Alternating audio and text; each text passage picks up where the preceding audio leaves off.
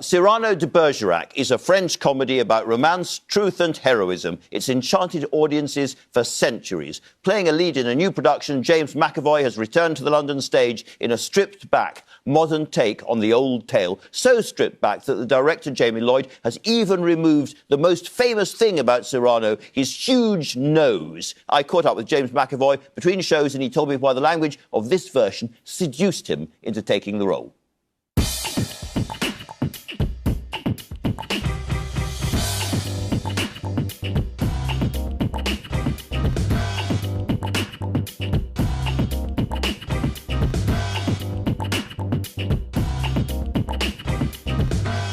Martin Crimp went back to the original French and he's done this English translation from the original French script, but he's influenced that with a lot of time spent at poetry slams and rap battles. So it's kind of hip-hop? It's rappy, hip-hoppy. I'd say it's spoken word. If you're into spoken word, if you're into rap, if you're into spoken word, if you're into poetry, you're definitely going to find common ground that you can identify with in this production. Christian, I have a proposal. What I mean is that together we might make a winning team. You share with me your extremely pretty face, and I'll share with you my oh so sophisticated turns of phrase. What? Basically, I'll teach you what to say. I'll give you a couple of lessons, 1 or 2 a day. Lessons? Yes, come on, hear me out. I will produce the words with which you can then seduce. It's a play that kind of lavishes attention on the words. It's a very, very verbally exuberant play, I guess. It is indeed, and I think that, I mean, when I first read this script, I couldn't actually get round it. I couldn't get through it because I was so, I think, scared. It's maybe not the hardest play I've ever done, but it's the trickiest play I've ever done, which weirdly unlocks. There's amazing moments with the audience where if I try and break it up and make it all naturalistic and think about what, all right, they kind of get it, but if I hit the rhythm, there's a sort of delight in the audience that kind of, and you don't it's even high know, wire trapeze stuff, isn't a it? little bit, and even as a performer, you don't necessarily know why they've reacted the way they have, but the rhythm just gave it out to everybody, including me. So, for those who don't know, Cyrano is a golden-tongued, very, very verbally dexterous man, a swordsman, very, very brave, but also, as it were, hideously ugly, which is why he can't get the girl. Yes. Can't get. So let's turn to the proboscis problem, which is that he's always played, almost always played, with a great big honker. Yes. Except by you. Except by me. It was a decision made by Jamie, and when we first decided we wanted to do the play, he said, we're not going to have a nose, and I thought, And I thought, I don't know how I feel about this and all that, but I have always trusted Jamie, and Jamie's always led me to interesting things. And he's very, very good at not just turning things in their head, not just stripping away, not just modernising to be cool or for the sake of it or to make it interesting, but to actually get to the heart of the narrative. So that was one of the things, strip away that, and from that he then went, let's strip away everything. Let's not have any props, let's not have any set, let's not have any costume, let's not have anything other than these incredible words that have made this play endure for over 100 years. So in a way, by stripping away the nose, he's stripping away the central cliche, which has hidden the play, I suppose, for a lot of people. Yeah, and also I think it's quite easy to go, all right, well, there's the nose, that's the work done. We go, oh yeah, and it's never that.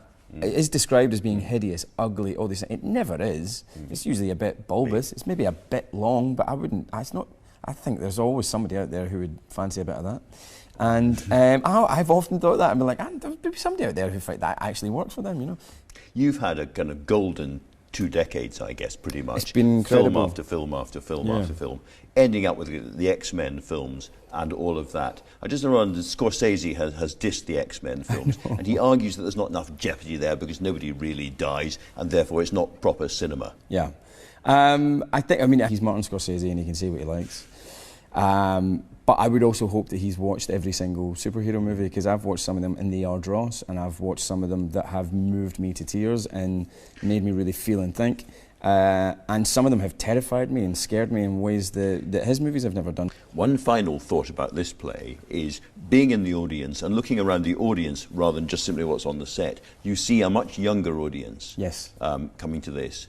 Do you think the word has got out there that this is the kind of play that people who don't normally come to West End plays ever are prepared to come and give it a go? I think so. To be honest with you, we are actively going out to try and find that audience. We've got 15,000 £15 tickets, and we've got a similar number of completely free tickets that we're giving away to different community organisations and schools. So we're trying to actively change from the other part of the crowd, which are always welcome. We don't want to say goodbye to anybody, but the other part of the crowd, which you might recognise more at a West End theatre, and maybe have a few more notes in their pocket and all that. We want to add to that crowd, and we want to help diversify that crowd, because as much as that auditorium has, you know, sort of bacchanal kind of gold leaf things in the wall and all of that, it's what's here is for everybody. What's on this stage is for everyone. It's inclusive, and it is, theatre should be for everyone, but it is expensive, and these buildings are incredibly expensive to stop from falling down. And there is a reason why West End and Broadway tickets are so expensive at times, but we have to go out of our way to combat that. So looking out into the audience and hearing the reactions to certain lines that might not go down well with a different audience, you know you've got a more, not just younger, but a more diverse crowd in as well, which is exciting to play. Well, thus far it's working brilliantly. Thank James you. McAvoy, thanks very much Cheers, for talking to us. Thank Cheers. You. James McAvoy there, and that production of Cyrano de Bergerac, worth seeing at whatever age you happen to find yourself, is at the Playhouse Theatre in London until the end of February.